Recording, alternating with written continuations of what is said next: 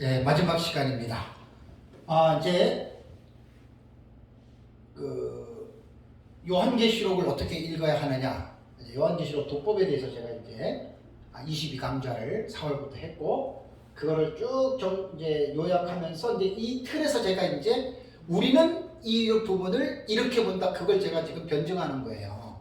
그러니까 한번 들어보시면 어거지로 그냥 말도 안 되는 대로 하느냐? 나는 그러면 내가 이 강의 안 하죠. 그죠? 나름대로 딱 지금 요런 틀에서 제가 객관적으로 내 것만 옳다고 말하는 게 아니라 다른 것도 다 얘기를 하면서 나는 이렇게 본다라고 지금 말씀을 드린 거고, 이번에는 이제 마지막 시간인데 세 번째 해석학적인 구조에서 뭐냐면 단락의 해석법입니다. 단락.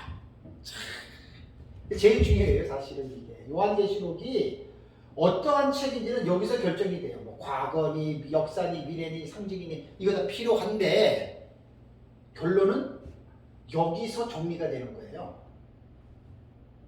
단락 해석법에서. 근데 이거를 많은 사람들이 잘 몰라요. 이 부분들을.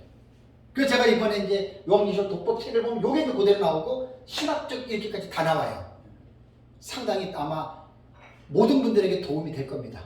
요번에 요한계시록 독법 책은 이거는 아마 도움이. 차례도 말하자면 그 책에. 예. 요게 이제 순서예요. 예. 그리고 이제 요 내용은 이제 제가 이제 좀 더 연구하고 해서 이제 집었는데 하나님이 좋은 어떤 그 정리할 수 있는 은혜를 준 것 같아요. 자, 그러면 단락이라는 말이 뭐냐? 아까 말씀드린 대로 단어와 문장이 모이게 되면 절이 되잖아요, 그죠? 절이 모이면 그걸 단락이라 그래요. 영어로는 패러그래프라 그러죠. 그 단락이 되는데 요한계시록을 보면은 제가 이제 이번에 우리 교회에서 설교할 때 에베소서 주의를 하는데 이번 주 설교를 잘 들어보시면 3절에서 14절이 한 문장이에요, 한 문장. 원어에는. 근데 우리말은 네 문장 정도로 이렇게 끊어졌거든요. 그러면 항상 왜 성경을 볼 때 원문을 봐야 되느냐?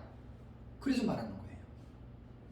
그러니까 단락이라고 하는 말은 하나의 어떤 그 말 그대로 절이 모여가지고 그 어떤 하나의 그 틀을 말을 하는 건데, 여기서 우리가 제가 말씀드린 게 뭐냐면 한 단락 안에는 그 내용을 보면 사건이 있을 수도 있고요.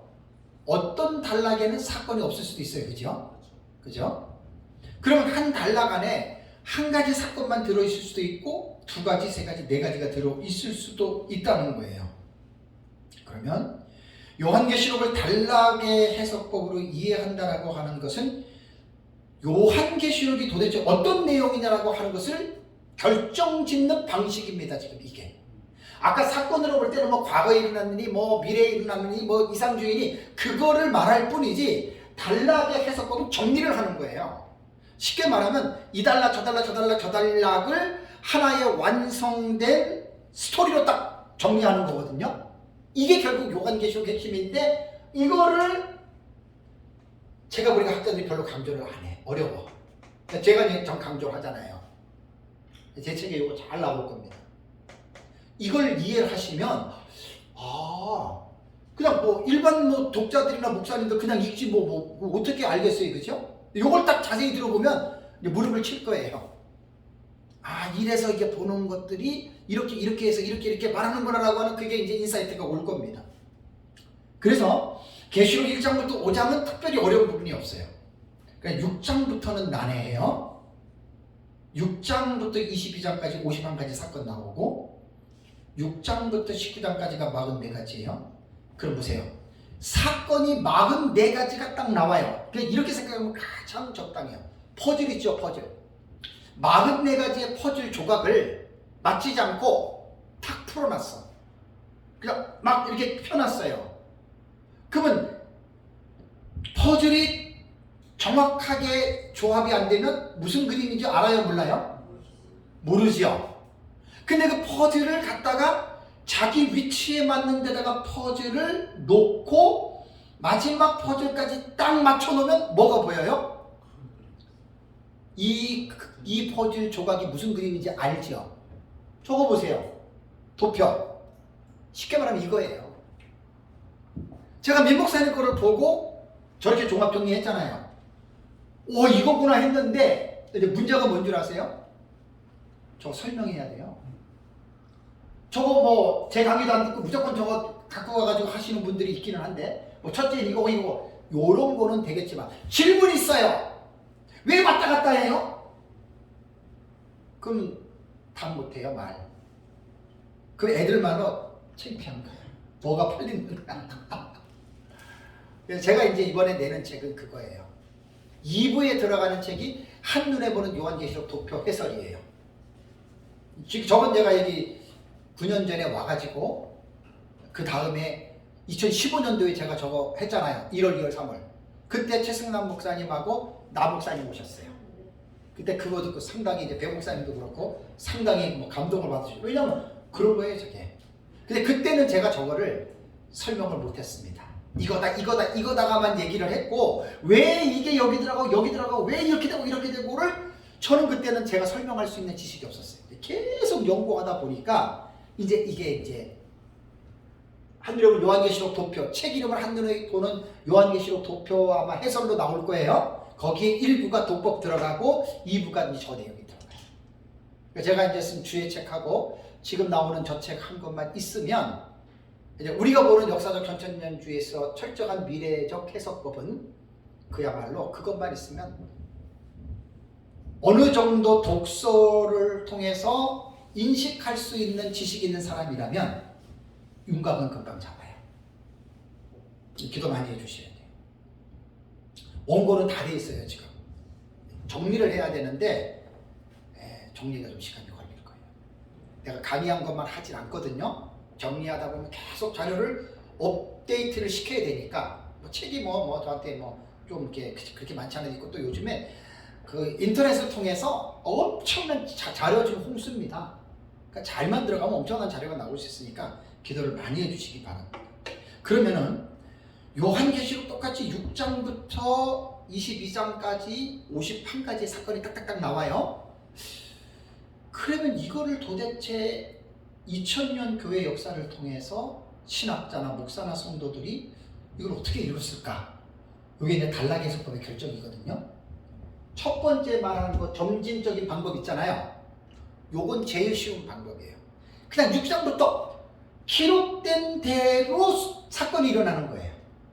그것이 뭐 과거냐 미래냐 역사냐 이상징이냐 그거 상관없이 그냥 기록된 대로 그냥 사건이 첫째인, 둘째인, 셋째인, 넷째인 그 다음에 다섯째인, 여섯째인 그 다음에 7장으로 넘어서 14만 4천 인침을 받고 흰옷 입은 큰물이 나오고 그 다음에 8장에 들어가가지고 7대인 떨어지면서 그 다음에 금양로 쏟는 사건 나오고 첫째 나팔, 둘째 나팔, 셋째 나팔, 넷째 나팔 그 다음에 공중에 날아가는 독수리 우아이 8장 13절 그 다음에 9장으로 넘어가면 다섯째 나팔, 여섯째 나팔 나오고 10장에 가면은 그 힘센 천사가 두루마리 갖고서 받아 먹으라 그러고 11장에 나오면 두 증인 나오죠. 네. 그리고 11장 15장에 일곱 번째 나팔이 불리고 첫 번째 인터벌 나오고 12장 가면 헤로드 입은 여자 나오죠. 그 다음에 13장에 가가지고는 바다에서 땅에서 올라오는 짐승 나오고 14장에 보면은 이제 14만 4천이 시온성에 올라가 있고 그 다음에 이제 거기 공주는 새 천사가 그죠? 새 천사가 말을 하고 그 다음에 이제 예리한 낫으로 이제 추수해서 곡식을 놓고 그 다음에 이제 익은 포도송이를 짓밟는 거 나오잖아요. 그죠? 그 15장 가면 일곱 번째 나팔에 대한 것이 또 두 번째 인터벌 나오면서 두 번째 인터벌이 15장 2절과 4절에 불이 섞인 유리바닷가예요. 그 다음에 16장에는 일곱 대접이 쏙 쏟아져요. 17장에는 음녀고 18장에는 큰 성 바벨론 멸망이고 19장 1절에서 천년왕국에 대한 예고가 나오고 19장 11절부터 21절까지가 아마겟돈 전쟁 나와요. 20장 천년왕국이에요. 자, 이게 이 단락을 어떻게 이 단락을 보아야 되느냐? 그 점진적 해석 보면 그대로 난다. 이 사람이 대표적인 주자가 세대주의입니다. 그러니까 6장부터 19장까지는 하늘에 7년에 일어난다 이렇게 보는 거예요. 그래서 제가 지난번에 세대주의 미국에서 나온 도표 내가 그림 보여드렸죠. 네, 그런 거예요. 이렇게 보는 사람이 있어요. 나와 틀리다고 비웃으면 안 돼요. 두 번째는 방법법은 뭐라 그랬죠?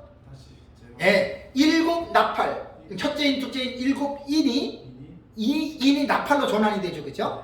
그러면 첫째 인이 첫째 나팔이고 셋째 인이 셋째 나팔이고 그러면 7번째 나팔에서 7대접으로 전환이 되죠. 그러니까 첫 7인의 내용이 7나팔, 7대접 똑같은 건데 계시의 모양만 바꿔서 반복했다 이렇게 말하는 거예요. 그럼 이거는 뭐지요? 점진적인 방법하고 뭐가 틀려요? 점진적인 방법은 일단 6장부터 쭉 나가는데 이 반복법은 이렇게 들어가겠죠? 이거는 직렬법이라고 그러고 그죠? 요거는 병렬이에요. 병행법 그죠? 그 다음에 세 번째는 뭐냐면 전진하는 반복법이죠. 야 이것도 아니고 이것도 아니고 요한계시록 6장부터 보면은 이 두 가지가 섞여 있어. 요렇게 말하는 거예요. 사실 이거 제가 깊이 있게 연구하려면 평생을 바쳐야 돼요. 이렇게 말하는 사람 학자들 책 가지고 그거 다 연구를 해야 되거든요. 그건 난 못해요. 윤곽만 말씀드린 거 이건 어쩔 수가 없어요. 네 번째가 뭐냐? 교차대법법. 시오리즘인가 누구의 그 얘기했잖아요. A, B, C, D, C 다시, B 다시, A 다시. 그러니까 요한계시록 1장부터 쭉 해가지고 여기는 11장 몇 절을 이 가운데 있는 것이 핵심 주제거든요. 그리고 다시 이제 11장부터 12장 시작가지고 넘어갈 때 요렇게 맞는다는 거예요. 근데 이렇게 보는 것도 내가 볼 때는 야, 참 대단한 사람들이다. 논리적으로는 기가 막혀요. 그죠? 일리가 있어요. 아주 일리가 있어요. 그러니까 제가 그랬잖아요. 나와 맞지 않는다고 어느 것 하나 비웃지 말라 그랬어요. 이건 안 됩니다. 왜냐면 2000년 교회 사건 만에 이렇게 단락을 해서 그러니까 어떻게 보느냐에 따라서 지금 내용이 어떻게 되는 거예요? 완전히 뒤바뀌어지는 거예요. 물론 사건에 대한 해석의 내용이 병행이 되기 때문에 그렇게 되는데 완전히 달라지는 거예요. 다음에 다섯 번째가 뭐냐면 점진적 평행법. 요게 무천년 주경학자의 대가가 핸드릭슨입니다. 무천년주의자들은요 거의 다가 핸드릭슨이 원액이에요. 원액. 핸드릭슨 주석을 조금 해요. 내가 언제 시간이 되면 내가 무천년주의자들 내가 정리 좀 해주려고 그래. 네? 무천년이 도대체 뭐 어떻게 핸드릭 어떻게 보느냐. 물론 이제 앤서니 후쿠마가 핸드릭슨의 그걸 가지고 요약해가지고 해놨어요. 내가 거기서 이거 본 거예요. 점진적 평행법. 그러니까 핸드릭슨이 어떻게 봤냐면 여러분 이거는요 상당한 일리가 있어요. 지금 여기에 점진법이라든가 반복법이라든가 전진하는 반복법이라든가 그 다음에 교차대법 이거요 절대로 아무나 누가 만든 거 아니라 학자들이 만든 겁니다. 다 일리가 있습니다. 처녀가 애를 낳아도 뭐가 있어요? 할 말 있고 핑계가 있다는 거예요. 똑같은 거예요. 근데 핸드릭스는 내가 확인 안 해봤는데 이렇게 확인하면 금방 할 수 있어요. 요한계시록을 7달락 올 거예요. 7달락. 어떻게 끊느냐? 초림에서 재림. 봤더니 기가 막혀. 1절 몇 절부터 몇 절, 3절 몇 절, 몇 절, 7개 딱 나눴어요. 이게 점진적 평행법이에요.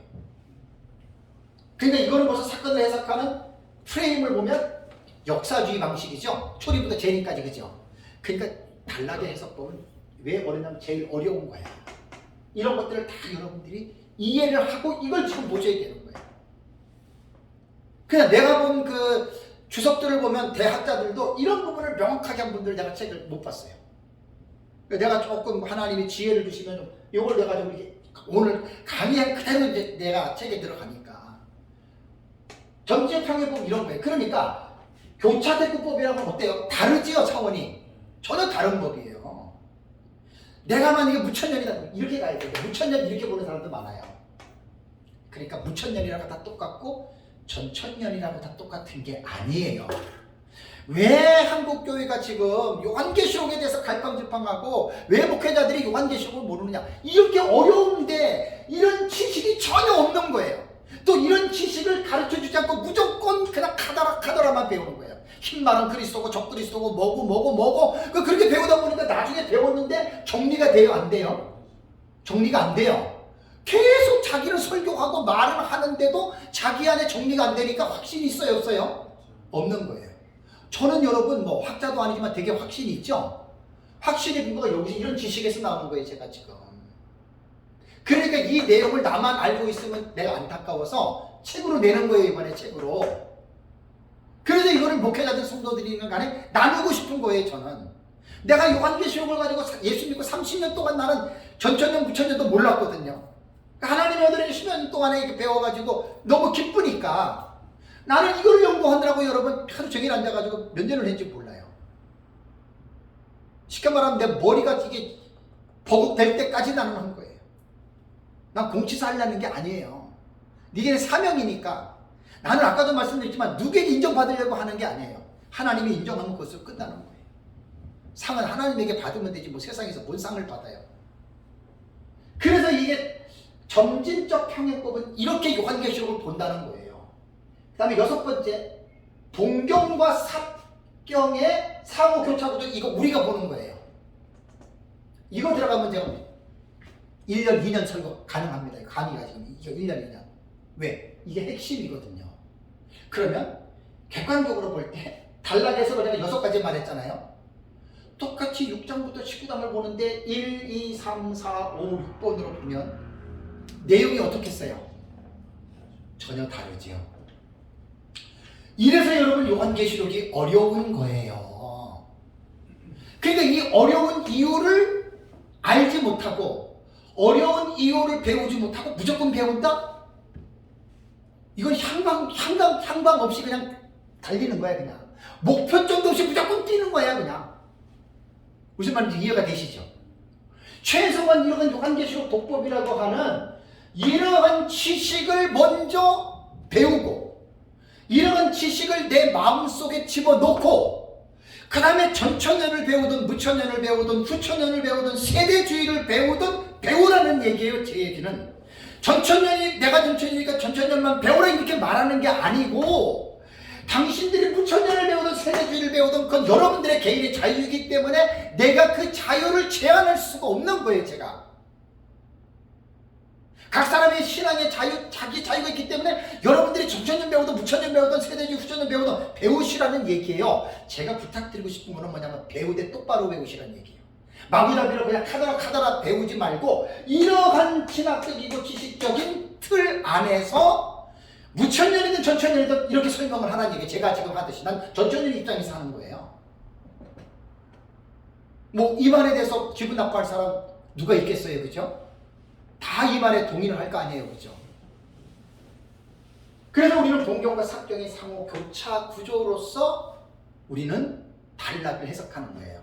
자, 이까지 가잖아요. 여기까지 이렇게 가면은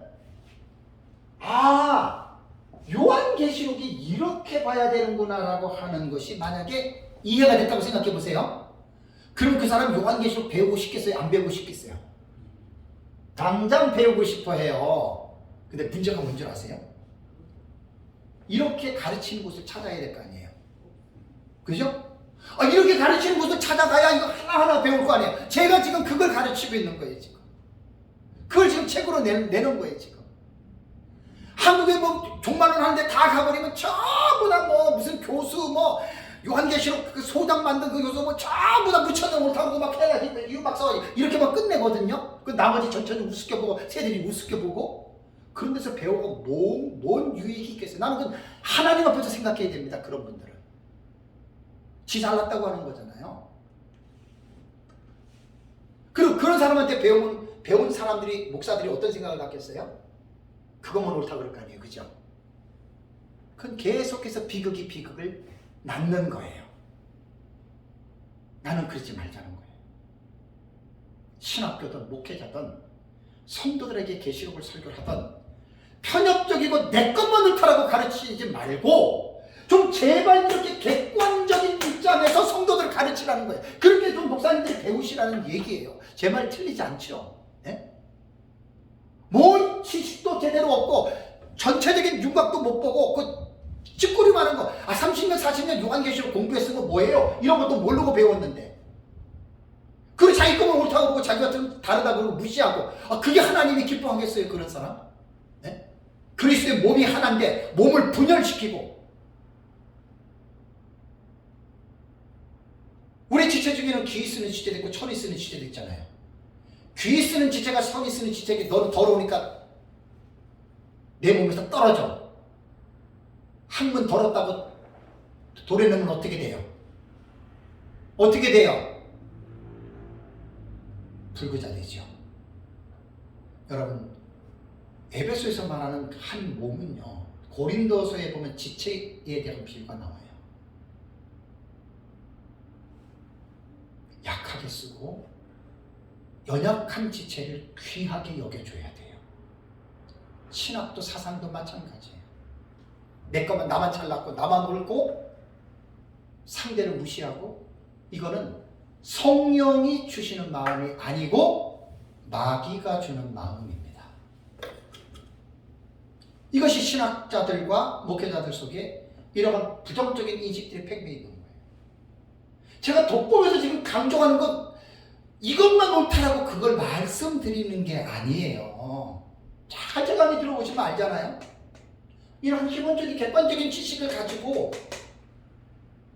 그러면서 이제 요한계시록에 대해서 묵시문학적 해석학적인 구조, 이런 것들을 이제 깊이 있게 윤곽을 잡고 알았다면 마지막 마무리를 잘 해야 돼요. 그 마무리가 신학적인 길입니다. 주경신학. 요한계시록 1장부터 22장까지 헬라어로 봐야죠. 구문론 들어가야죠. 저도 못해요. 그렇지만 좀 공부하고 있어요. 유명한 학자들의 주경신학을 계속 저는 공부하고 있어요. 주석 보고 있어요. 내가 모르면 원어 멘토한테 내가 전화해서 물어봐요. 제 책을 보면 흔적이 있잖아요. 그 주경신학의 흔적이. 내가 직접 못 풀어도 다른 사람에게 물어봐서 배워서 내가 집어넣잖아요. 내가 했다라고 자랑질할 건 하나도 없으니까 안 하잖아요. 그래서 제가 누구가 갖고 왔다고 다 인용을 내가 하잖아요. 주경신학이 설교자들에게 있어서는 꽃입니다. 근데 제일 비극이 뭐냐? 설교자들에게 가장 중요한 주경신학이라고 하는 이 파트가 거의 설교자들에게 무시당하고 있고, 설교자들이 이 부분이 거의 지금 무용지물이 되어져 있다는 게, 이게 비극 중에 최고의 난 비극으로 봐요. 목회자들에게서 최고의 비극이. 설교할 때 성경을 볼 때 주경신학의 가르침을 접어두잖아요. 이제 지난달에 주경신학 말씀드렸죠. 얼마나 주경신학의 플레임이 넓습니까? 나는 사실 실력이 못 따라가도, 그럼 못 따라간다고 나는 안 하는 게 아니라 자꾸만 하잖아요. 지금도 자꾸만 내가 하잖아. 요한계시록 1장부터 22장까지를 주경신학으로 한번 공부해 보세요. 말로 표현하기 안 됩니다. 저희 교회에서는 요한계시록 주의 설교를 2번 했어요. 1년씩을. 그리고 최근에 한 10개월 정도 연대기적으로 보는 거 6장부터 20장까지 또 했어요. 난 지금 하나도 또 하고 싶어요. 너무너무 성경을 주경신학적으로 접근하는 게 제가 실력이 부족해도 너무너무 흥분이 되고, 야, 이 말씀의 내용이 이런 내용이구나라고 하는 그 희열을 느껴져요. 영적 희열. 그 다음에 조직신학 있죠? 요한계시록을 읽다가 보면 상당히 난해한 주제들이 떠올라요. 그죠? 그런 것들은 성경신학도 있고 주경신학도 있지만 조직신학에 대한 도움을 받아야 돼요. 제가 지난달인가 지지난달에 조직신학 할 때 몇 가지 설명드렸어요. 그죠? 그건 생략할게요.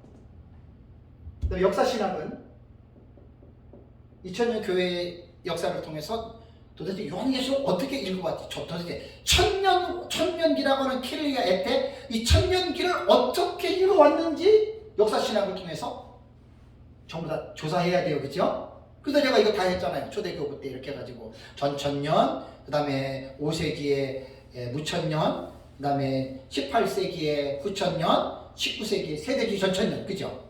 역사신학 그 다음에 마지막으로는 실천신학이에요. 결국 목사는 어떻게 해야 돼요? 성경을 통해서 성도들을 가르쳐야죠. 그죠? 그 실천신학 분야예요. 근데 앞에서 말한 주경신학, 조직신학, 역사신학, 여기에서 부족한 부분들이 있어요. 왜? 우리가 목회를 하면서 우리 성도들을 가르치면서 또 요한계시록에 나와 있는 그런 주제들이 이것으로 해결되지 않는 게 있어요. 그래서 제가 지난달인가 할 때 그 얘기를 했잖아요. 목회론적인 읽기, 실천신학적인 읽기에서 지금 4차 산업 시대잖아요. 그죠? 4차 산업 시대에 지금 요한계시록 해석할 때 떠오르는 주제들이 있어요. AI가 잘 공부하셔야 됩니다. 천문학 같은 거 당연한 거고요. 지질학도 당연한 겁니다. 이런 것들이 이제 실천신학 그 분야에서 이게 지금 나온다는 말이에요. 좀 실천신학. 그러니까 요한계시록이 그렇게 간단한 게 아닙니다. 절대로 간단한 게 아닙니다. 얼마나 이 요한계시록이 정말 우리가 공부를 많이 목사님들이 신학자들이 시간을 들여서 객관적으로 연구를 해서 싸움박질하지 않고 이 성령의 감동으로 기록해 놓으신 이 계시를 갖다가 어떻게 우리가 가르쳐야 되느냐, 이게 우리에게 지금 관건이에요. 어떤 과거주의자들은 그래요. 요한계시록 공부할 필요가 뭐가 있네요. 왜 그런지 알아요? 과거에 다 이루어졌는데 뭐하러 공부하냐. 하나는 알고 둘은 모르는 사람이에요. 난 그런 사람 보면 솔직히 불쌍합니다. 정말 불쌍합니다. 장차 될 일을 기록하라 그랬잖아요. 요한계시록 1장 19절에 예수님이 요한계시록 9절을 설명해 줬어요. 장차 될 일도 과거주의자들은 또 잘 학자들은 또 합리화시켜가지고 또 다 그렇게 또 두드려 맞히거든요. 난 비난하고 싶은 생각은 없는데 너무나 자기 과거라고 하는 확신을 가지고 끝났다. 그거는 내가 볼 때 그 사람 지혜로운 사람 아닙니다. 신학자든지 누구든지 간에. 난 그런 사람들도 제일 불쌍해요. 안타깝고. 그런 사람들은 대안이 없어요.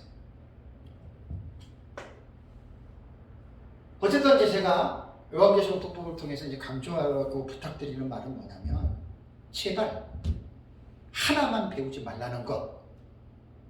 그리고 내 것만 옳다 그러고 나와 다른 사람은 다르다고 인정해 줘야지, 나와 다르기 때문에 당신은 틀리다라고 말하지 말자는 거예요.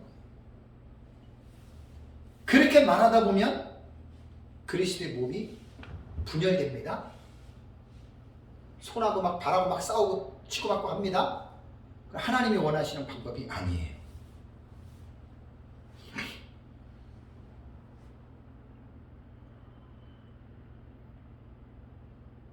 자, 그러면 이제 본경과 삽경에 대한 이 부분을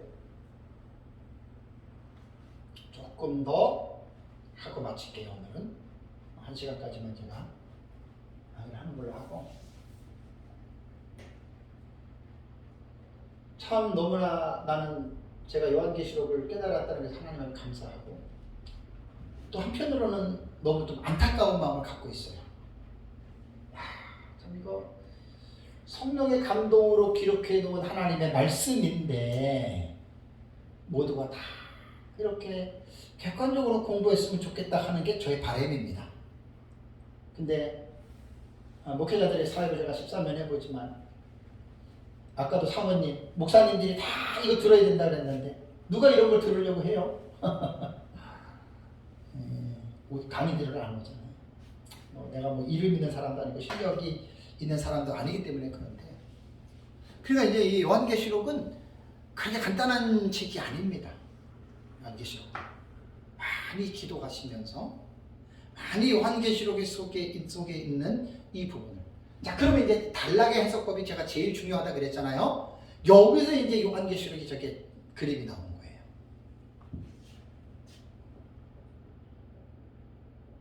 본경과 삽경의 상호 교차 구조로 우리는 요한계시록을 해석합니다.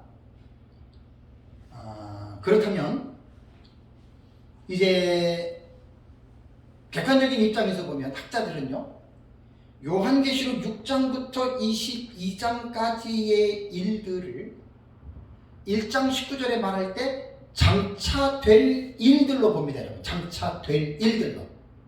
거의 뭐 과거주의나 뭐 이상주의나 이런 사람들 빼놓고는요, 거의 다가 보면은 장차 될 일을 6장부터 20회가 6장 이후의 사건으로 본다는 거예요. 그러면 6장부터 시작해서 쭉 22장까지의 내용을 우리가 책을 읽듯이 6장부터 22장까지의 내용을 특별히 19장까지의 내용을 쭉 읽어보면 누구든지 간에 딱 거기에서 머리에 남는 게 있어요. 뚜렷하게. 이 책은 이게 특색이네. 그게 뭐겠어요? 6장부터 19장까지 일곱이 일곱 나팔 일곱대. 아주 계시록에서 이게 특징이잖아요. 일곱인 일곱 나팔 일곱 대접. 어느 누가 봐도 이런 특징이 남습니다. 뜻이 뭔지는 몰라도. 그래서 동경과 삽경의 상호 교차 구조는 역사적 전천년주의자들이 말하는 게 아니에요. 그 박수환 박사님 책에서 제가 말씀을 드릴게요. 알포드, 모펫, 키들, 리스트, 조지 레드, 비슬리엄 머레이, 캐리드, 마운스, 아우네, 렘브렉트, 오스본, 이상근 박사님 등 이 내용이 어디에 나오냐면은 박수환 박사님 요한계시록 책에 나와요. 여기에는 전천년도 있고 무천년도 있고 세대주의자들이 있어요. 그러면 본경과 삽경이라고 하는 용어는 모든 학자들이 공통적으로 이용하는 공통 용어입니다. 전천년에서 전천년만 쓰는 게 아니에요.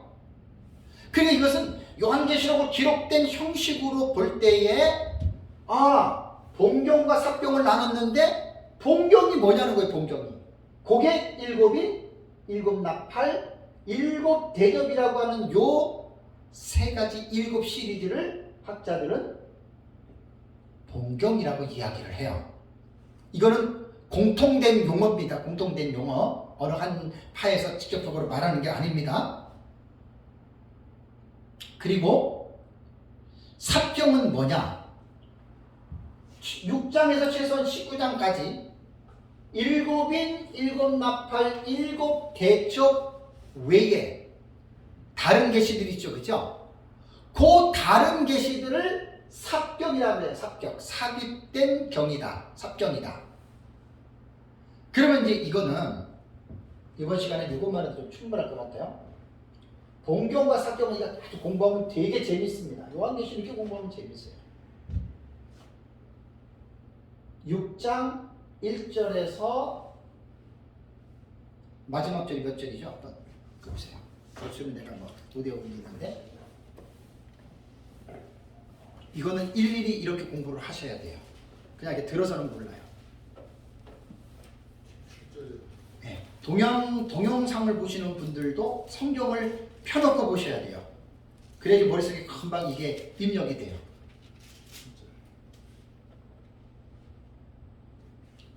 (6장 17절까지죠, 그죠? 이게 뭐냐면 일곱 인이 돼요. 그러면 이게 뭐냐?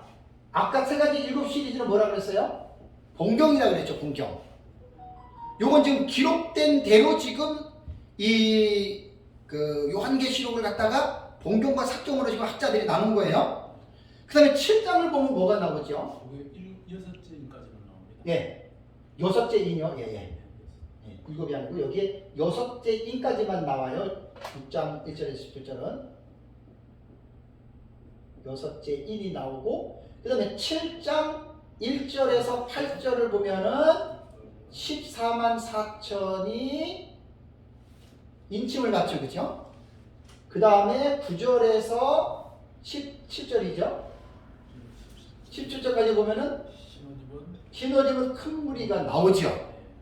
그러면 이거는 일곱 인과 일곱 나팔과 일곱 대접의 계시예요? 아니죠. 그러면 본경군에서 본경에 못 들어가요. 요것은 뭐냐면 삽경으로 우리가 처리를 해야 돼요. 삽경. 그러니까 순서로 볼 때 6장 다음에 7장이잖아요. 그죠? 요 7장에 나오는 걸 요거는 삽경이라 그래가지고 요렇게 되고, 다음에 7장 끝나고 8장을 보면은 일곱째 인을 떼실 때라는 말이 나오죠. 그죠? 네? 거기 보면. 자, 거기 보면은, 네.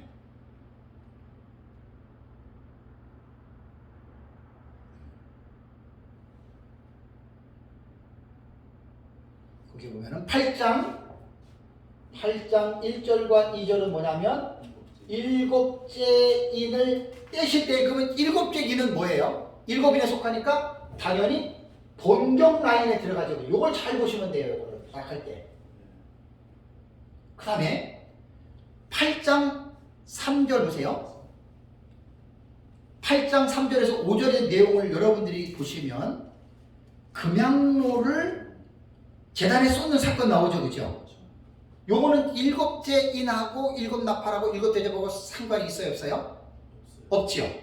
그러니까 8장 3절과 5절은 보세요. 8장 3절과 5절은 동경이 아니고 어디로 들어가요? 삽경으로 들어가죠. 그죠? 그 다음에 8장 6절을 보세요. 8장 6절을 보니까 일곱 나팔 가진 일곱 천사 나오죠. 그죠? 그러면서 이제 7절을 보면 첫째 나팔, 8절 둘째 나팔, 10절에 셋째 나팔, 11절에 넷째 천사가 나팔 나오죠. 그죠? 그러면 8장 8절에서 12절까지는 나팔이니까 동경으로 들어가죠. 그죠? 6절에서. 네. 8장 6절에서 12절까지입니다. 자, 보세요. 요거는 이제 첫째에서 넷째 나팔이 되잖아요. 요거는 나팔 계시니까 당연히 본경 라인에 지금 위치하죠. 그죠? 그 다음에 8장 13절 보세요. 그럼 공중에 날아가는 독수리가 화가 있다고 이야기를 하죠. 그죠? 이거는 일곱인 일곱 나팔 이거 대접하고 상관이 없어요. 그러니까 이거는 본경이 아닌 8장 13절은 사깃겟이 들어가요. 그러면 이게 이제 순서를 제 책에 보면 아주 자세하게 나와 있잖아요. 본경 계시는 이게 제1본경, 이게 제2본경, 제3본경이고 막간 계시로 볼 때는 제1막간, 제2막간, 제3막간 요렇게 계시록을 6장부터 19장까지를 쫙 정리한 게 제 책에 보면 나오는 이 내용입니다. 자랑이 아니라 이거 참 잘해놓은 겁니다. 박수환 박사님 책에 보면 제 것처럼 자세하게 안 해놨어요. 그냥 이렇게 박스 하나에다가 그냥 두 줄 쪼꿔놓고 그냥 이렇게 했는데 정확하게 안 해놨는데 제 거는 아주 요거를 정확하게 19장까지 22장까지 제가 딱 만들어놨어요. 이거를. 그래서 총 보면은 본경군이 몇 개가 되냐면 본경군이 11본경이 되고요. 막간계시는 제7막간계시가 이렇게 나옵니다. 6장부터 22장까지. 왜 제가 지금 이 부분을 말씀을 드리냐면 지금 여기에서 본경과 삽경에 대한 지금 이 부분을 여러분들에게 제가 먼저 말씀드리는 이유는 요한계시록을 이것을 이제 제 책에 보면은 구조가 형식상 구조에 대해서 말씀을 드린 거예요.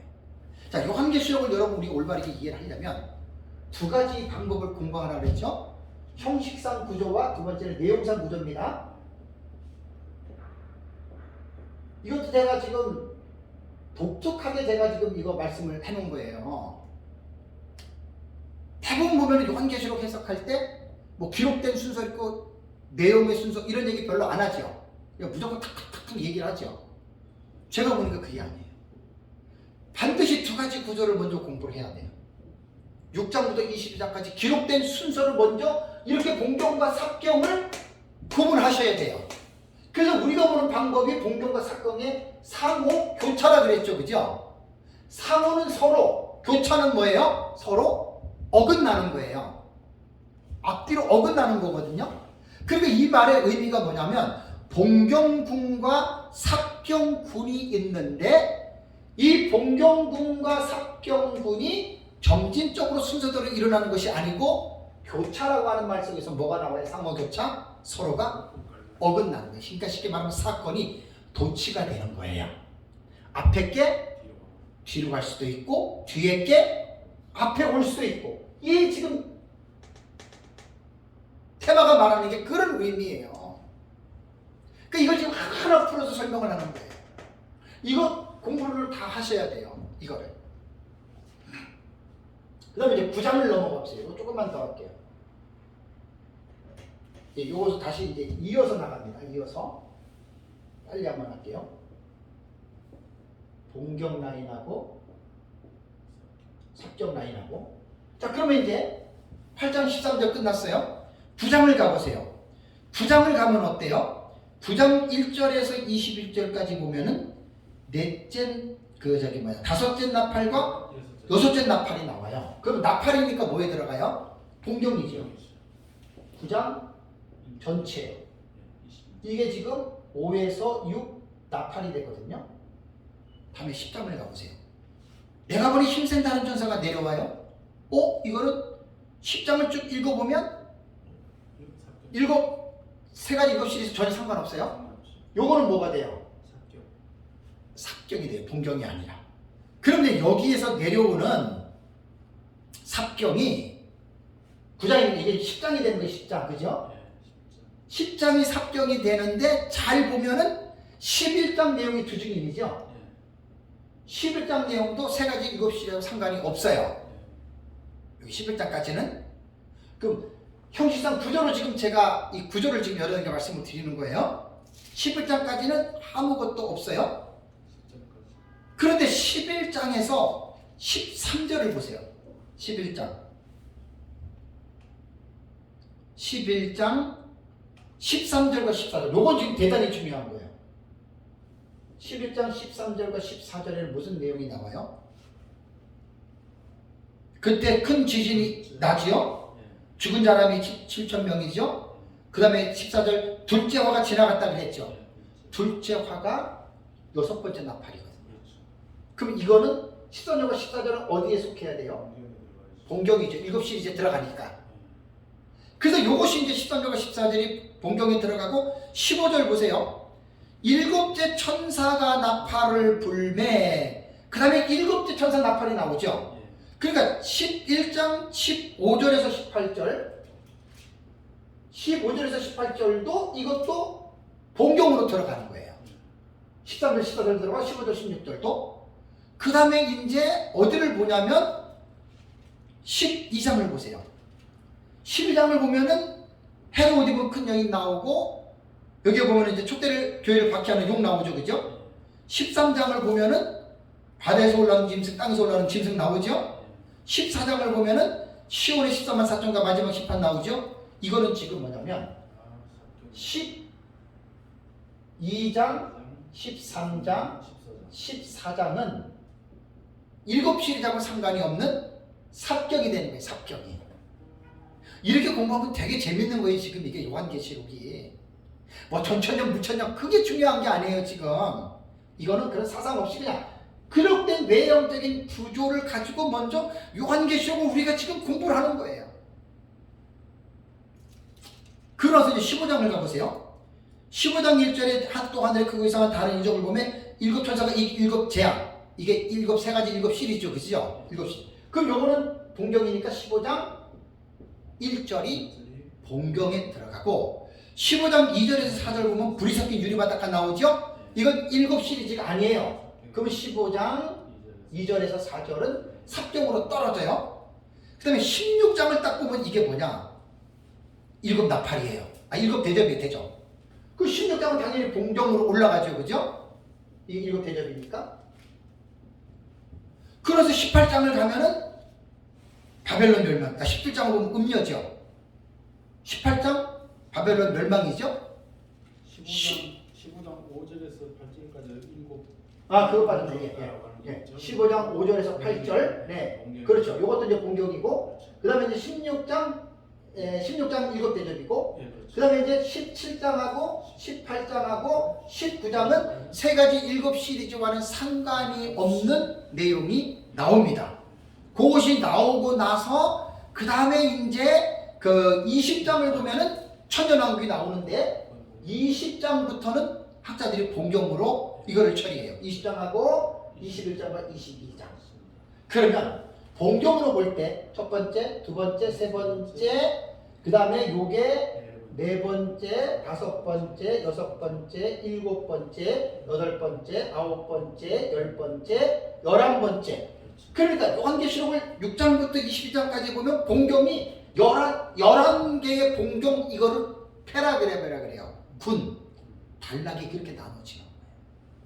이게 다 단락의 해석법에 이게 기본적인 자료가 되는 겁니다. 이런 기본적인 자료를 가지고 우리는 지금 저 성경을 우리는 지금 해석한다 그 말입니다. 여러분 얼마나 합리적이에요? 그죠? 얼마나 자신감이 있습니까? 우리가 마구잡이로 지금 배워서 하는 겁니까? 회장님 말해보세요. 아니죠. 철저하게 우리는 다 신학적이고 성경적인 이 뒷받침이 다 돼 있는 거예요. 우리는. 그러니까 제발 이렇게 알고도 가르치라는 얘기예요. 그냥 뭐 누가 했으니까 이렇게들 말하지 마시고.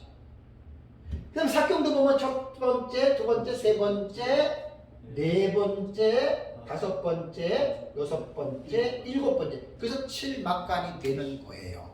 자, 뭐든지 빨리빨리 공부하려고 하시는 분들은 절대로 요한계시록 공부 못합니다. 이것은 상당히 많은 시간이 들어가고 인내가 필요하고 많은 지식이 필요해요. 요한계시록은. 제가 지금 9년을 강의해도 평생 강의할 수 있어요. 맨날 똑같은 강의 아니에요. 점점 깊어지고 넓어질 수 있어요. 너무 심오해요. 요한계시록. 성경 전체와 이게 연관이 되는 거예요. 그러니까 요한계시록을 공부하시는 분들이 교회에서 뭐 설교하시는 분들이 뭐 잘하는 분들도 계시지만 이런 것들을 우리는 이런 거 다 해줬어요. 성도들한테 이거 다 해요. 독법 그거 다 우리 교회에서 설교했던 내용들이에요. 20몇 시간 했어요. 우리 교회에서 설교를. 독법 설교를. 성도를 몇 명 만들어서 나는 그게 내 스타일이에요. 성도는요 목사가 어떻게 가르치냐에 따라서 성도 따라옵니다. 바보처럼 가르치면 바보 성도가 되고요. 똑똑하게 가르치면 똑똑한 성도가 돼요. 그래서 저는 우리 교회 설교할 때 히브리 헬라어 잘 몰라도 씁니다. 제가 직접 써요. 어떨 때는 막 나이가 드니까 막 이제 알파벳도 틀려. 막 모음도 틀려. 그래도 저는 합니다. 왜? 성도들한테 구약이 히브리어, 신약이 헬라어 구정이라도 시켜줘야 되잖아요. 그리고 제가 물어볼게요. 성도들이 바보 천치입니까? 웬만한 사람 다 대학 나온 사람들인데 어떤 사람들은 뭐 설교하는데 뭐 언어를 얘기하고 무슨 직설법 부정 과거 이런 걸 왜 얘기하냐고. 참 내가 볼 때 그렇게 말하는 사람 한심한 사람입니다. 아니 대학 나온 사람들이 그런 문법적 설명해주면 못 알아들어요? 알아듣지요. 그리고 목사님들이 성도들의 수준을 목사님들이 만드는 거예요. 아주 가볍게 만들어놓고 하는 사람은 절대 그 이상을 못하지요. 제 아내가 있지만 저는 목사님들 강의하는 거 우리 교회 그대로 합니다. 지금 우리 교회 설교가 저는 목사님들 강의 그대로 해요. 거짓말 아니에요. 그럼 목사님들이 성도들을 어떻게 지식의 수준을 올리는 가냐는 목사님들이 하기에 달립니다. 그래서 요한계시록은 우리가 단락의 해석을 할 때에는 첫 번째 형식상 구조를 6장부터 22장까지 이걸 먼저 구조를 먼저 분석해 놔야 돼요. 그러고 나서 이제 여기서 내용상 구조를 들어가면 완전히 달라져요. 내용상 구조는. 그렇죠. 상호교차. 점진적으로 이렇게 일어나는 게 아니고 여섯 번째 인이 어디로 가요? 맨 뒤에 예수님 죄인 위에 일곱 번째 대접하고 딱 붙잖아요. 그죠? 지금 열방으로 붙잖아요. 이거를 사람들이 상상을 못하는 거예요. 지금 이해를 못하는 거예요. 제가 민 목사님 만나고 나서 이걸 정리하고 깨닫고 내가 너무 놀랐어요. 왜 놀란 줄 아세요? 아니 요한계시록이 이렇게 상호교차 상상도 못했잖아요. 그냥 우리는 끽해야 그냥 기록된 대로 나오는 걸로만 생각했잖아요. 그죠? 첫째인 일어나고 둘째 사건이 일어나고 둘째인 셋째인 일어나고 넷째인 일어나고 이럴 줄 알았는데 이걸 이제 이거는 결론적으로 어디서 나오느냐? 내용상 구조에서 나와요. 내용상 구조. 여기가 사실 핵심입니다. 철저히 우리는 공동과 사병의 상호교차. 먼저 형식상 구조로 요한계시록을 구조를 딱 만들어 놓고 내용상으로 들어갔을 때 이것을 해초모여예요. 그래서 이제 우리가 한 10개월 동안 지지난주까지 설교했던 내용이 연대기적으로 보는 설교를 6장부터 22장까지 했습니다. 내용은 뭐 텍스트 내용은 똑같지만은 그렇게 하면 좀 새롭습니다. 그래서 요번에 제가 쓰는 이렇게 나오면 연대기입니까? 그렇죠. 그렇게 연대기죠. 네, 연대. 그래서 이제 이 병행적 구조니까 동시다발로 일어나는 사건도 있잖아요, 그죠? 그렇죠. 이거를 이제 설명 안 해주면 누가 알겠어요? 복잡하게 막 이러잖아요, 그죠? 그걸 내가 이번에 책을 쓰는 거예요. 한눈에 보는 요한계시록 도표. 이번에 제가 하나님 앞에 너무나 감사한 것은 만약에 내가 요한계시록 독법을 안 하고 취급을 안 하고 곧바로 한눈에 보는 요한계시록 도표를 저거를 했다. 누가 알겠어요? 이거 뭐야? 그렇지. 이거 뭐야? 왜 이래 그러잖아요, 그죠? 근데 요한계시록 독법을 읽어내고 요한계시록 독법을 이해하면 이게 단락의 해석법이 본경과 사경의 상호 교차 구조로 한눈에 보도록 만들었구나. 이게 여러분 해답이 딱 나오는 거예요. 그래서 제가 너무나 감사했던 것은 제가 사실은 6년 전에 저거 깨달을 때가 뭐 벌써 7년, 8년 됐는데 6년 전에 제가 저걸 사실 책을 쓰고 싶었어요. 근데 지금 생각하면 안 쓴 게 천만다행이에요. 진짜 천만다행이에요. 그냥 이건 우리만 아는 거잖아, 그죠? 우리만 아는 거니까 써내면 다른 사람들은 피 묻는 건데 이번에 하나님의 섭리 가운데에 요한계시록 독법에 대한 그 비밀을 하나님이 제게 가르쳐 주신 거예요. 그래서 주경 신학자들의 주석에 있는 내용들을 하나님이 지혜를 줘가지고 다 제가 뽑아낸 거예요. 그래서 하나로 제가 지금 딱 묶은 거 아니에요? 그 독법 강의를 제가 여러 번 했죠. 진짜 하나님의 은혜로. 2월 달에 KPM 보신 서남아시아 선교사님 대상으로 온라인 줌으로 제가 한 180분 3시간 강의했거든요. 그때 제가 90분 저걸 한 거예요. 요한계시록 독법. 그때 2월 17일 날 제가 코로나 걸렸어요. 수요일 날. 그 다음 주 목요일 날 강의해요. 그 수요일 날 이제 증상이 왔어요. 올해요, 올해 2월 달. 그래가지고 제 아내도 당연히 걸리고, 그러니까 주일날 못 갔잖아요. 그러면 강의 준비는 한 달 전에 요청을 받고 준비를 하는데 이 독법을 해야 되겠다고 하는 이제 그림은 그려놨어요, 기도하면서. 근데 정리를 하는데 코로나가 딱 걸려가지고 외출 금지잖아요. 그 주일날 교회도 못 가잖아요. 진짜 막 며칠을 막 아파가지고 눕고 막 정신 나면 또 앉아가지고 자리에 앉아가지고 강의 그거 준비했어요. 일단 하나님의 난 은혜라고 봐요. 그게 꼼짝 못하고 일주일 동안 그 강의 안을 만든 거예요. 그리고 이제 수요일쯤에 거의 끝나갔는데 목요일날 제가 이제 생전 처음 줌으로 그 서남아시아 방글라데시, 뭐 인도, 파키스탄 이런 분들하고 전부 다 이게 네트워킹이 돼가지고 줌으로 내가 처음 강의를 했어요. 저도 그때 제가 강의를 하고 그러고 나서 이제 그 다음에 그 G2M이라고 우리 그 후배 목사님들 그분들하고 저를 초청해서 그때 제가 또 90분 독법을 또 했어요.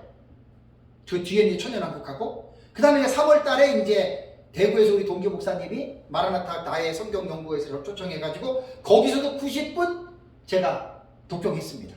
이 하나님의 섭리죠, 그죠? 그리고 우리 교회에서 22시간 설교했어요.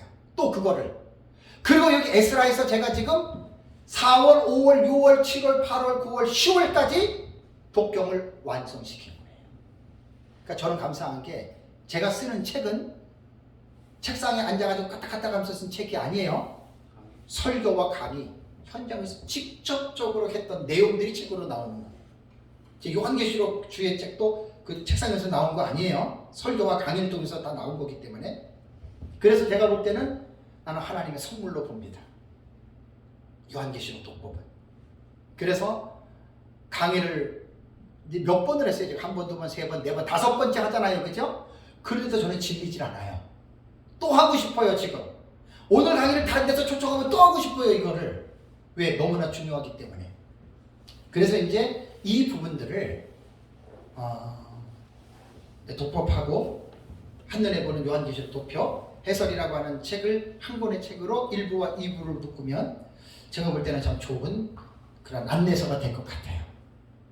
그래서 내가 전 청년이니까 뭐 전천년을 믿어라라고 하는 어떤 그러한 강압적인 요구보다는 객관적으로 요한계시록이 어떻게 읽어야 되고 어떤 문제가 있고 또 이 문제들을 해결하려면 우리가 어떻게 배워야 되고 하는 좀 이런 부분들을 성경적으로나 신학적으로나 학문적으로나 여러 가지 지식들을 동원해서 우리가 이제 공부를 하고 무엇을 믿는 것은 개개인의 자유입니다. 우리가 그것까지 강요할 필요는 없어요. 내가 전천년이니까 너도 전천년 믿어라. 나는 그건 옳지 않다고 봅니다. 그럼 어떤 사람들은 그래요.